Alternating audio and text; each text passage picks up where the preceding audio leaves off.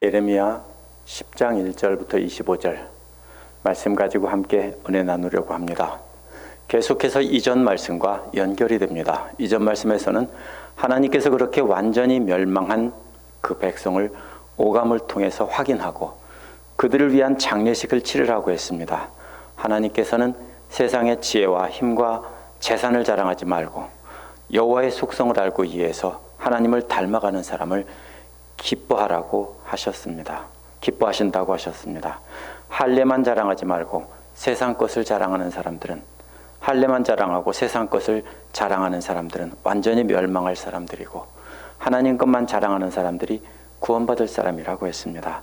이제 오늘 말씀은 스스로 서지도 못하고 움직이지도 못하고 말도 못하는 우상들과 천하 만물을 만드시고 지금도 다스리시는 만왕의 왕이신 하나님과 비교하면서 그 백성들에게 이제라도 하나님께로 돌아서라는 것입니다.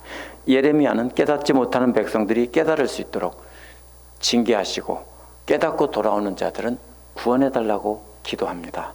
우리도 이 말씀을 보면서 예레미야처럼 우리도 먼저 우리가 깨닫고 우리가 사랑하는 사람들도 깨달을 수 있도록 전하며 품고 기도하는 사람이 되도록 해야 되겠습니다. 1절부터 16절은 오직 주님만이 살아계신 하나님이다 라며 우상과 하나님을 비교합니다. 1절에서 5절은 하나님께서 우상은 쓸데없는 것이라고 말씀하시는 내용입니다. 1절은 여호와께서 너희에게 하시는 말씀을 들으라는 것입니다. 이스라엘 지배라는 말은 보통 앞에 나옵니다. 부른 다음에 얘기하는데 이번에는 우상 숭배에 빠져있는 이스라엘을 마지막에 말끝에 탄식하듯 이렇게 부르고 있습니다. 2절에 또다시 나주가 말한다라고 했습니다. 그러면 1절의 탄식도 예레미야가 전달한 하나님의 탄식이지 예레미야의 말이 아닌 것입니다. 이어지는 말씀도 예레미야의 말이 아니라 하나님 말씀이니 잘 들으라는 것입니다. 그 내용은 이방 사람들의 길을 배우지 말라는 겁니다. 비록 이방 사람들이 하늘의 온갖 징조를 보고 두려워하더라도 너희들은 그런 것을 두려워하지 말라는 것입니다. 하늘의 징조란 별을 보고 점을 치는 것을 뜻합니다. 우상 숭배자들은 하늘의 별의 움직임을 보고 어떤 우상들이 큰 일이라도 하는 것처럼 호들갑을 떨고 위협을 합니다. 그런 것을 이용해서 사람들을 조종합니다. 그런 것들은 다 허황된 엉터리 사기이니 배우지도 말고 두려워하지도 말라는 겁니다. 오늘날도 마찬가지입니다. 하늘의 별이 어떻고 일식이 어쩌고 이런 얘기 들을 필요가 없습니다. 3절에서 5절은 이제 저들이 만든 헛된 우상에 대해서 설명합니다. 3절에서 왜냐하면 이라고 말하면서 왜 이방 사람들이 말하는 하늘의 징조들을 보고 두려워하지 말아야 되는지 설명합니다. 우상 숭배는 헛것이기 때문입니다. 그들의 우상은 숲속에서 나무를 베어다가 도끼로 다듬어서 만든 조각 작품일 뿐이라는 겁니다. 4절은 그러한 나무 토막에다가 은과 금을 입히고 망치를 이용해서 못을 박아 쓰러지지 않게 해놓은 것뿐이라는 겁니다. 박아놓은 못만 빼면은 살짝 건드려도 벌렁 넘어가는 나무 토막뿐입니다. 나무 토막들일 뿐이라는 겁니다. 어린아이나 동물들이라도 스스로 설 줄은 압니다. 그런데 이 우상들은 스스로 설 줄도 모르는 바보들이라는 겁니다. 원어에서 5절은 이어서 그런 것들은 단지 오이밭에 세워놓은 종려나무로 만든 허수아비에 비유합니다. 개역이나 새번역은 의역을 한 것입니다. 그러한 허수아비도 말하지도 못한다는 겁니다. 스스로 움직이지도 못한다는 겁니다. 그렇기 때문에 그것을 다른 곳으로 움직이려면 농부가 그것을 메고 다른 곳으로 옮겨가야 합니다. 그렇기 때문에 그런 것을 두려워하지 말라는 겁니다. 그런 것들은 재앙을 내리지도 못하고 복을 내리지도 못한다는 것입니다. 무당들이나 이단들은 사람들의 마음에 있는 그런 두려움을 이용해서 사람들을 조종합니다. 그래서 내 말을 안 듣면 큰일 나는 것처럼 이렇게 위협을 합니다. 그러나 절대로 속을 필요 없습니다. 6, 7절은 예레미야가 이와 비교해서 주님을 찬양한 내용입니다. 6절은 이러한 헛된 나무토막, 허수아비와 같은 우상들과 주님은 다르다는 겁니다. 주님 같은 분은 아무도 없다고 했습니다. 주님은 그 위대하시고 그 힘으로 인해서 그 이름도 위대하시다라고 했습니다. 세번역에서는 한 번은 위대하시다고 하고 한 번은 크다고 했는데 원어는 둘 다 똑같은 말입니다. 둘 다 똑같이 위대하다는 뜻입니다. 둘 다 똑같이 크시다는 뜻입니다. 여호와는 크시고 그 힘으로 인해 그 이름도 크다는 겁니다. 7절에서 원어 보면 누가 주님을 두려워하지 않을 수 있겠습니까? 세계 만민의 임금님이라고 되어 있습니다. 스스로 서지도 못하고 말도 못하는, 움직이지도 못하는 허수아비 같은 존재들이 우상입니다. 그러나 이런 우상들과 달리 우리 주님은 두려워할 뿐이라는 겁니다. 앞에서 우상들을 두려워할 필요가 없다고 했죠. 이번에 하나님은 두려워할 뿐입니다. 우상들뿐만 아니라 세계 만민의 지혜 있는 지도자들과 그들의 왕국 가운데서도 어떤 누구도 주님 같은 분은 없다는 겁니다. 아무것도 아닌 우상들과 가장 능력이 많으신 주님을 비교하며 찬양하고 있습니다. 8, 9절은 예레미야가 이처럼 모두가 두려워할 세계 만민의 왕이신 주님과 우상들을 비교하며 조롱한 것입니다. 8절은 그들 모두가 어리석고 미련하다는 겁니다. 원어를 보면 그들의 가르침은 수증기다 이렇게 말했습니다. 그들의 가르침이 수증기라는 말이 무슨 뜻입니까? 그냥 휙 날아가고 아무것도 없는 것이다라는 뜻입니다. 그러한 우상들은 단지 나무 토막들이라는 겁니다. 9절에 보면 그런 나무 토막에다가 금과 은을 펴서 옷을 입힌 것뿐이라는 겁니다. 모두가 솜씨 좋은 사람들이 만들어 놓은 사람들의 창조물이고 사람들이 바로 우상의 창조주라는 뜻입니다. 10절은 오직 주님만이 참되신 하나님이시고 주님만이 살아계시는 하나님이시며 영원한 임금님이라고 합니다. 앞에서 말한 우상과 비교했습니다. 참되다는 말은 가짜라는 말의 반대입니다. 우상들과 달리 하나님은 진짜 신이라는 겁니다. 살아계신다는 말은 죽은 나무 토막과 같은 우상들과는 달리 하나님은 살아 역사하시는 분이라는 뜻입니다. 잠깐 있다 사라지는 안개와 같은 우상들과는 달리 하나님은 살아서 역사하시는 영원한 왕이라는 겁니다. 주님이 진노하시면 땅이 지진을 일으키고 모든 나라들도 주님의 진노를 감당할 수 없다는 것입니다. 주님만이 진짜 두려워할 뿐이라는 겁니다. 그런데 어떻습니까? 그 백성들은 주님을 두려워하지 않고 우상들을 두려워하고 있습니다. 11절은 다시 하나님께서 하시는 말씀입니다. 우상들에게 이렇게 선언하라는 것입니다. 하늘과 땅을 만들지 않은 신들은 이 땅에서 사라지고 저 하늘 아래서도 없어질 것이라고 말하라고 합니다.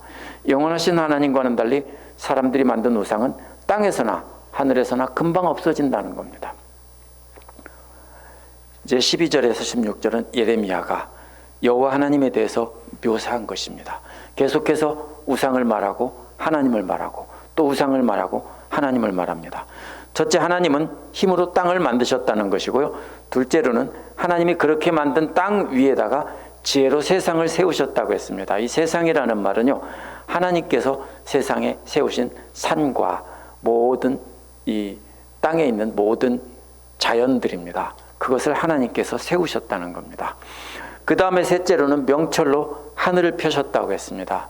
명철이란 하나님의 이해력입니다. 이해력으로 하늘을 펼쳤습니다. 하늘을 두루마기 삼고 이런 찬송처럼 하나님께서 하늘을 쫙 펼치니까 거기에 별도 있고 구름도 있고 달도 있고 이 모든 것이 다 있다는 겁니다. 따라서 11절에서 하늘과 땅을 만들지 않은 신과 정반대로 온 세상과 우주 만물을 창조하신 분이 하나님이시다라는 겁니다. 13절은 하나님께서 그 목소리를 내시면 하늘에서 물이 출렁이고 땅끝에서 먹구름이 올라온다고 했습니다. 번개를 일으키고 비를 내리고 바람 창고에서 바람을 내신다고 했습니다. 그렇게 만드신 자연 만물과 하늘의 모든 것들을 하나님께서는 지금도 계속 다스리고 관리하신다는 것입니다. 가나안 사람들이 신들을 어떻게 믿었는지 알아야 됩니다. 가나안 사람들은 바알 신은 남자 신이고 아세라 신은 여자 신입니다. 두 신이 성관계를 하면 비가 내린다고 믿었습니다. 그래서 저들은 우상의 신전에서 신들을 흥분시키기 위해 신전의 여제사장들과 성관계를 가졌습니다. 그런데 그 가르침은 새빨간 거짓말입니다. 음란한 성관계를 합리화하기 위해서 남자들이 만들어낸 거짓말입니다. 비는 하나님께서 말씀만 하시면 하늘에서 물이 출렁이고 땅에서는 먹구름이 올라온다는 겁니다. 비는 온 우주 만물을 다스리는 하나님께서 창조하신 피조세계를 스스로 관리하시기 위해서 내리시는 것이지, 우상들이 야한 장면 보고 흥분해서 흘러내리는 것이 아니라는 겁니다. 14절은 누구나 어리석고 지식이 모자란다고 했습니다. 여기서 지식은 하나님을 아는 지식입니다. 하나님을 아는 사람은 천지 만물을 창조하시고 비를 주관하시는 하나님을 알고 경배합니다. 그러나 사람들은 다 어리석어서 그런 하나님을 모르고 두려워하지 않습니다. 그래서 은장이는 그들이 만든 우상 때문에 수치를 당한다고 했습니다. 그들이 만든 우상은 속임수이고 거기에는 생명이 없기 때문입니다. 하나님의 심판을 받고 그래서 하나님의 앞에서 수치를 당합니다. 15절은 그들이 만든 우상은 허황된 것이고 그들의 작품은 조롱거리가 된다고 했습니다. 그래서 하나님의 심판의 날에 이르면 다 망한다고 했습니다. 16절은 그러나 야곱의 유산인 주님은 그것들과 같지 않다는 겁니다. 왜냐하면 그는 만물을 지으신 분이시고 이스라엘을 당신의 소유인 종족으로 삼으셨기 때문입니다. 그분은 만군의 주라는 겁니다. 온 세상 모든 군대를 다스리는 대장이라는 겁니다. 온 천하 만물을 왕이신 하나님께서 자신의 소유로 삼으신 백성을 하나님께서 지켜주신다는 겁니다. 이 말씀은 하나님을 모르는 이방인들에게 하는 말씀이 아닙니다. 말씀은 꼭 이방인들에게 한 말씀 같습니다. 이스라엘 백성은 지켜주고 우상 숭배자들은 다 멸한다고 한 것 같습니다. 그러나 아닙니다. 이 말씀은 하나님의 소유된 백성들에게, 너희들은 하나님의 소유된 백성이다. 너희 하나님이 누군 줄 아냐? 온 세상을 만드신 분이고 또 지금도 주관하신 분이다. 이렇게 가르쳐 주는 겁니다. 예레미야를 통해서 가르쳐 준 것은 하나님을 아는 지식입니다. 이스라엘 백성들은 서지도 못하고 말도 못하는 우상들을 섬기고 있었기 때문입니다. 하나님께서 이스라엘을 자신의 소유로 삼았다는 것을 기억하고 이제라도 우상으로부터 돌아서서 하나님만 의지하고 그분만 경배하라는 경고입니다. 17절에서 25절은 멸하지 마시고 깨달을 수 있게 해달라고 간구하는 내용입니다.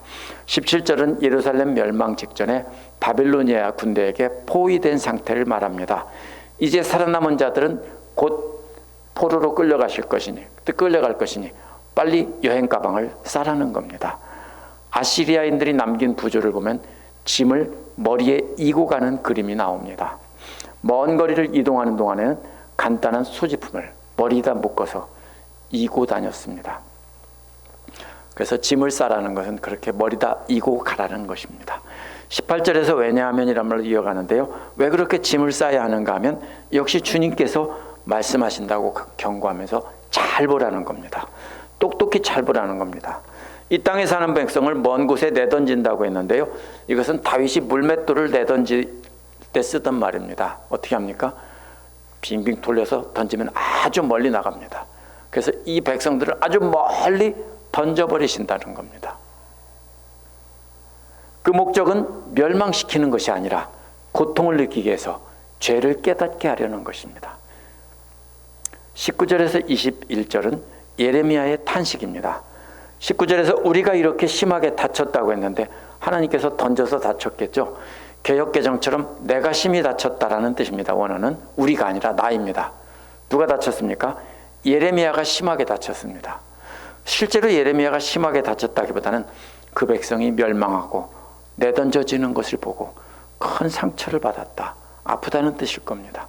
원어를 직역하면 19절 뒷부분은 이는 진정한 고난이고 반드시 내가 견디어야 하는 것이다 라는 뜻입니다. 예레미야는 혼자서 그렇게 중얼거린 겁니다. 내가 이것은 짊어져야 되는 고난이다. 20절은 예루살렘이 멸망하고 집들이 파괴된 것을 장막에 비유했습니다. 텐트입니다. 이스라엘 사람들은 유목민이기 때문에 텐트를 치고 다니면서 이동을 했습니다. 장막은 부서졌고 장막을 매던 끈들이 다 끊어졌습니다. 근데 그건 문제가 아닙니다. 수리하면 되고 끈을 고치면 됩니다. 문제는 무엇입니까? 내 아들도 모두 떠나가고 남아있지 않아서 장막을 칠 때 함께 잡아줄 사람이 아무도 없다는 겁니다. 커튼을 달 사람도 없다는 겁니다. 가족이 다 없어졌다는 겁니다. 문제는 예루살렘 성이 무너진 게 아닙니다. 성 고쳐놔도 아무도 없으면 소용이 없습니다. 가족들이 다 잡혀가거나 다 죽었다는 겁니다. 가족들이 아무도 없는 빈 집을 고쳐놓고 들어가서 뭐 할 겁니까? 21절은 이렇게 된 것은 백성들이 목자들이 미련하여 주님을 찾지 않았기 때문이라고 한탄합니다. 백성들의 목자란 왕과 제사장들을 뜻합니다. 제사장은 하나님 말씀으로 가르쳐서 인도하는 사람이고요. 왕은 그런 하나님 말씀을 따라 백성들을 다스리는 사람입니다. 그런데 이들이 미련해서 하나님을 찾지도 않고 스스로 설 줄도 모르는 우상을 찾았기 때문입니다. 지도자들이 미련해서 이러한 재난을 대비하지 않았다는 겁니다. 이는 지도자들이 하나님 말씀을 제대로 경고하지도 않았고 하나님 말씀을 따라 백성들을 다스리지도 않고 사람들이 좋아하는 말만 하고 사람들이 좋아하는 행위만 했기 때문입니다. 백성들이 흩어졌다는 말은 원어에서는 모든 양떼가 흩어졌다는 말입니다. 예루살렘과 유다의 목자인 지도자들이 하나님을 찾지 않았기 때문에 그 백성인 양떼가 다 흩어져 버렸다는 겁니다. 22절은 들려오는 소문입니다. 소문으로 들려오는 목소리인데요. 그 소문은 유다 백성이 바빌로니아 군대에게 얼마나 참혹하게 죽었는지에 관한 소문입니다. 먼저 소문이 들려온 뒤 그 다음에 보아라 이미 이르렀다 라고 말합니다.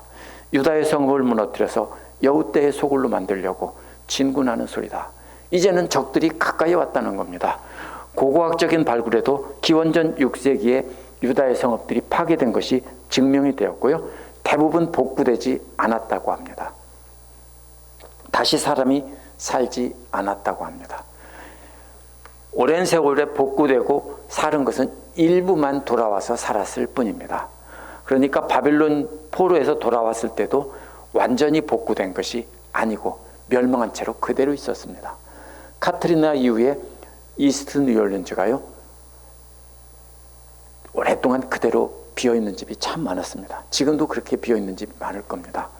왜냐하면 거기에 살던 사람들이 떠났고 다른 곳으로 이사를 가버렸기 때문에 자기 집이 아닌 새를 사는 사람들이었기 때문입니다. 그래서 바로 그런 이야기를 하고 있습니다. 23절은 예레미야의 기도입니다. 23절은 사람이 자기 운명의 주인이 아니라고 했는데요. 원어는 사람의 길이 자기 안에 있지 않다는 겁니다. 사람의 길이 자기 손아귀 안에 있지 않다는 뜻입니다. 또 이 말은 무슨 뜻이냐면요. 평생 걸어가야 할 길은 하나님 손아귀에 있다는 뜻입니다. 근데 우리는 어떻게 합니까? 내가 생각하고 내가 결정하죠. 그건 자기 손아귀에 있다고 생각하고 가는 겁니다. 그러나 하나님 손아귀에 있다고 생각하면 그렇게 하면 안 됩니다. 또 아무도 자기 생명을 조종하지 못한다고 했는데 역시 길을 걷는 그림입니다. 길을 선택하지도 못하고 선택한 뒤에 길을 걸어가는 것을 말합니다. 그것도 역시 하나님께서 걸어가게 하셔야 옮길 수 있는 겁니다. 그렇다면 자기 생각대로 인생길을 선택하고 자기가 원하는 길로 가는 것은 하나님을 거역하는 것입니다. 우리가 해야 될 일은 뭡니까? 하나님의 인도하심을 따라 싫어도 가야 하고 하나님의 인도하심을 따라 그 길을 걸어가야 하는 것입니다. 사람이 가야 할 인생길은 전적으로 하나님의 것이고 살아서 그 위를 걷는 것 역시 전적으로 하나님에게 달려 있습니다. 근데 어리석은 백성들은 자기들의 길을 마음대로 결정하고 마음대로 갔다는 뜻입니다. 모든 것은 사람에게 달려 있지 않고 하나님께 달려 있습니다. 예레미야는 인생길의 주인이 하나님인 것을 깨달았다는 것입니다. 하나님의 길로 하나님께서 원하시는 대로 똑바로 가야 한다는 것을 나는 깨달았다. 이런 말을 하고 있습니다. 24절은 이러한 잘못을 깨달았으니 형벌로 주님의 백성을 채찍질하여 주시되 주님의 진노대로 하지 마시고 너그럽게 다스려 주십시오 라고 했습니다. 세번역은 백성을 채찍질해달라고 했지만 원어는 백성이 아니라 나입니다. 나를 바로잡아 달라는 뜻입니다. 무슨 말입니까? 예레미야는 자신이 맡겠다는 겁니다. 예레미야는 그 백성과 자신을 동일시해서 말하고 있는데요. 뭐와 생각해야 되냐면 깨달았다는 것과 관련해서 생각해야 됩니다. 앞에서 뭐라고 했습니까? 나는 깨달았다고 했습니다. 우리가 깨달은 게 아닙니다. 예레미야가 나는 깨달았으니까 하나님 나를 바로잡아 주십시오. 얼마큼요? 죽도록 때리지 마시고 잘못한 것을 바로잡아 줄 만큼, 깨달을 만큼만 그렇게 때려주십시오. 마치 부모가 자녀를 가르칠 때 때리는 것처럼 그렇게 때려달라는 겁니다. 죽이려고 무자비하게 때리는 그러한 깡패들이 반대편을 두들겨 패서 죽이려고 하는 것처럼 그렇게 때리지 말아달라는 겁니다. 제발 원수들이 우리 아이들을 죽이려고 때리는 것처럼 그렇게 무자비하게 때리지 말아달라는 겁니다. 주님께서 주시는 징계를 달게 받겠습니다. 내가 깨달았으니까, 이 뜻입니다. 25절은 주님의 진노는 주님을 알지 못하는 이방 백성에게 쏟으십시오라고 했습니다. 원어는 이방 백성이 아니라 단순히 주님을 알지 못하는 나라들에게 쏟으십시오, 이 말입니다.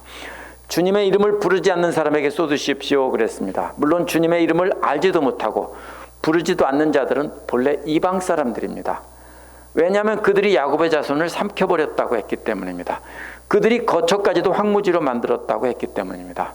그러나 10장 전체의 내용을 보면 하나님의 진노는 그 백성들이 하나님을 알지 못하고 그 이름을 부르지도 않았기 때문입니다. 그래서 이방인들과 똑같이 그들을 멸하는 것이 옳습니다. 그러나 예레미야는 나는 깨달았습니다. 그러니 하나님 나를 때려주시고 사랑의 매로 때려주셔서 그 매를 때린 만큼만 때려주시고 바로잡아서 용서해 주십시오. 이렇게 말하고 있습니다. 무슨 뜻입니까? 백성들을 다 구해달라는 얘기가 아닙니다. 나처럼 하나님 말씀을 깨달은 사람들은 내가 대신 맞을 테니까 그 사람들도 그렇게 나만큼 때려서 그만큼만 해주시고 사랑의 매를 때려서 용서해 주시고 바로잡아 주십시오. 이런 뜻입니다. 이어지는 11장의 내용을 보면 분명히 알 수 있습니다. 예레미야의 기도를 들으신 하나님께서 언약의 말씀에 순종하는 자들은 살려주고 아닌 사람은 멸하시겠다는 내용이 11장에 나옵니다. 따라서 결론은 하나님을 아는 지식입니다. 하나님을 아는 지식을 알고 그 하나님이 우리를 길을 인도하시고 우리를 걷게 하신다는 걸 깨닫고 따라가는 사람, 그 사람들은 하나님께서 용서해 주시고 살려달라, 이런 기도입니다. 오늘 말씀에서 사람들이 자신들이 만들어낸 서지도 움직이지도 못하는 우상과 온 세상을 지으시고 지금도 다스리시는 하나님이 대조가 됩니다. 어리석은 사람은 어떻게 합니까? 한 토막은 쪼개서 밥을 짓고 한 토막은 쪼개서 다듬어서 신을 만듭니다. 그러나 오늘날은 눈에 보이는 우상을 섬기는 나라는 거의 없습니다. 불교에서도 부처를 만들어 놓지만 사실 그 만들어 놓은 그것을 섬기는 것이 아닙니다. 그리스는 수많은 우상들을 만들어내고 신화를 만들어낸 나라입니다. 제가 그리스에 갔을 때 택시기사에게 물어봤습니다. 오늘날 아폴로 신이나 디너스 신 같은 그런 신들을 믿는 사람, 제우스 신 같은 그런 신들을 믿는 사람이 있느냐 했더니 없답니다. 거의 없답니다. 그렇다면 이제 우상들은 다 사라졌습니까? 아닙니다. 사탄은 그 전략을 바꾼 것뿐입니다. 오늘날 사람들도 역시 안개와 같이 잠시 있다 없어질 가짜들을 섬기는데요. 세상 것들을 신으로 섬기는 건 똑같습니다. 창조주 하나님을 모르고 영생의 길을 모르기 때문에 이 땅에서 눈에 보이는 것을 소유하고 그것들을 섬기며 살아가는 것입니다. 죽으면 모두 다 끝이라고 생각하기 때문입니다. 이스라엘 백성들이 하나님을 알고 그 이름을 부르기는 했지만 형식적으로 아는 척하고 그 이름을 불렀습니다. 이스라엘 백성은 역사상 한 번도 하나님을 섬기는 것을 놓은 적이 없습니다. 늘 하나님 말씀을 외우고 기억하면서 가르치고 그렇게 하며 살았습니다. 그런데 왜 이렇게 책망했습니까? 진심으로 믿고 따르지 않고 눈에 보이는 세상 것을 따르고 하나님은 형식적으로 부르고 믿었기 때문입니다. 문제는 오늘날도 말로는 영생을 믿는다고 하면서 하나님 나라에서 영원히 살 거라고 하지만 실제로는 죽으면 끝이라고 생각하는 사람들이 너무 많습니다. 행동을 보면 그렇게 행동합니다. 진짜로 영생을 믿지 않는 사람들, 크리스찬들이 너무 많습니다. 그러나 사람들이 그렇게 섬기는 세상 영광은 잠시 있다 사라지는 안개 같은 것이고 마법사의 눈속임 같은 것입니다. 문제는 우리도 하나님을 알고 하나님을 이름을 부르며 하나님을 순종하고 있다고 착각할 때가 많다는 겁니다. 한번 잘 생각해 보십시오. 많은 사람이 성경을 읽거나 설교를 듣거나 성경 공부를 통해서 배울 때 은혜 받았다라고 하는 것이 무엇인가 잘 생각해 보십시오. 대부분 자신들이 생각하고 기대하고 바라고 믿고 있던 것들이 성경 말씀을 읽을 때나 설교나 성경 공부를 통해 확인이 되면 기뻐하며 은혜 받았다고 할 때가 많습니다. 자신들이 생각지도 않고 기대하지도 않고 믿지도 않고 있던 것들은 듣기는 듣는데 자기도 모르게 그냥 흘려서 지나가 버리고 잊어버립니다. 이것이 바로 구약 성경에서 여기저기서 말하는 구부려 놓고 잘못 믿는 겁니다. 우리는 누구나 다 그렇게 되기 쉽습니다. 이스라엘 사람들이 바보가 아닙니다. 오늘날 크리스찬들도 교회 역사를 보면 다 그렇게 구부려 놓고 잘못 믿었습니다. 그리고 하나님 믿는다고 했습니다. 모두가 다 그렇게 해서 망했습니다. 하나님 말씀을 자기들에게 맞추고 하나님 말씀을 자신들을 맞추는 게 아니라 자신들의 뜻에 하나님을 맞추고 행동을 해서 망했습니다. 내 생각을 버리고 그 자리에 성령님을 모시고 살아야 된다고 하지만 자신이 늘 중심에 서고 성령님은 한쪽 구석에 밀어버리고 자신이 생각대로 살아가면서 하나님을 잘 믿는다라고 생각할 때가 많습니다. 예레미야는 차마 자기 백성들을 구해달라고는 못합니다. 하나님의 말씀을 깨달은 자기 자신을 구해달라고 합니다. 그 말은 자기를 구해주면 자기처럼 말씀을 깨달은 사람들을 구해달라는 뜻입니다. 형식적으로 하나님을 부르며 실제로는 우상을 섬기고 부르고 있다는 것을 알기 때문에 차마 그들 모두를 구원해달라고는 구하지 못하고 나를 용서해 주시고 나를 적당히 때려서 구해 주십시오, 이렇게 말한 겁니다. 그래서 하나님의 징계를 통해 잘못을 깨닫고 하나님을 알고 하나님의 이름을 진심으로 부르는 자들은 용서해 달라는 것입니다. 그러면 우리도 역시 우리가 먼저 깨닫고 내 생각과 내 욕심으로 하나님을 알고 하나님의 이름을 부르는 것을 멈춰야 되는 겁니다. 내가 먼저 진정으로 회개하고 진심으로 돌아서서 하나님께 간구해야 합니다. 그렇게 깨달았다면 예레미야처럼 내가 사랑하는 사람을 염두에 두고 하나님과 딜을 해야 합니다.